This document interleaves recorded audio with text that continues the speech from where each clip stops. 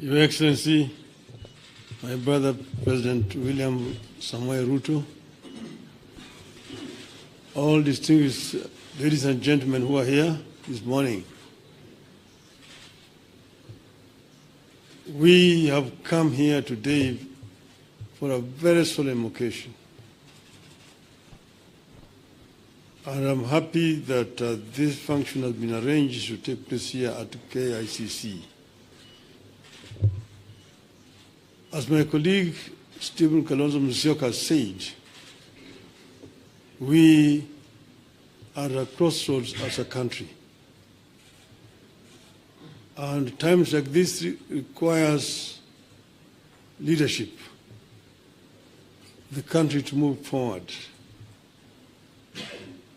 What we are doing today is a culmination of a process that began sometime last year when President Olusegun Obasanjo came to mediate and the conflict that was raging on at that time. We agreed when we sat together, myself and Brother William Ruto, that we would follow the route of dialogue. And that is the reason why NADCO was set up. NADCO then proceeded to dialogue and ended up with a very voluminous report which has contained some very fundamental recommendations. This bill that has now been signed into the law today is just one of those. But the NADCO report contains very many issues which are at the heart of the people of Kenya today. If you see the issues which are being raised by our youth, most of them are actually contained in the NADCO report. But if this NADCO report is implemented fully, you'll be able to address all those issues which these young people are raising. We are, as I've said, at a very, very crucial juncture in the history of our country. Our country has moved forward. There have been highs and lows in our history of 61 years. We need to move forward. And I want to say, at this moment in time, my brother, that we require now a wider engagement so that people have an opportunity to vomit all that is there in their chest in order that we can be able to find a way forward. I therefore want to support the proposal of my brother Stephen Kalonzo Musyoka that we have this conversation. It may not take more than 2 weeks, but it brings all the stakeholders together. Today, our society is fairly stratified.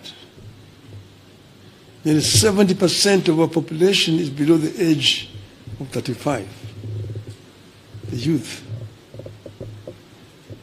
If you say that between 35 and 18 constitute about 40%, we need that 40% to be present when this dialogue is taking place.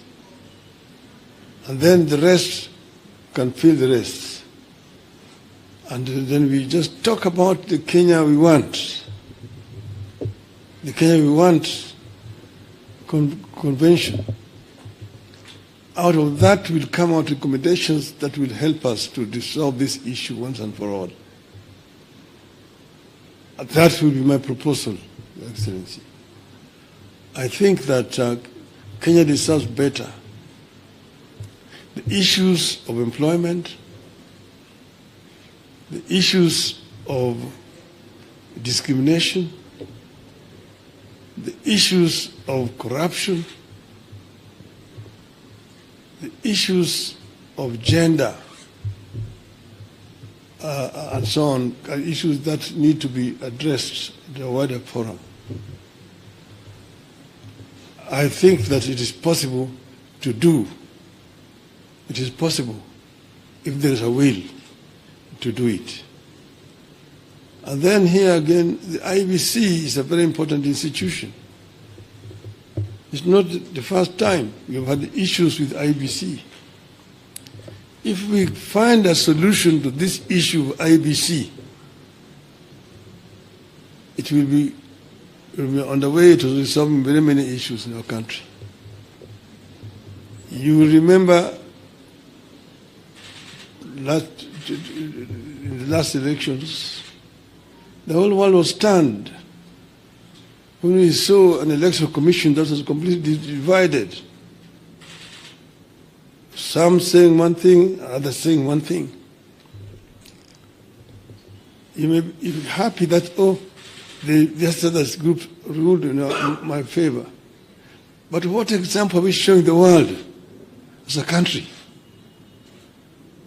That in the process of very important exercise, the commission is divided. Nobody knows whom to believe up to today. It is a shame on us.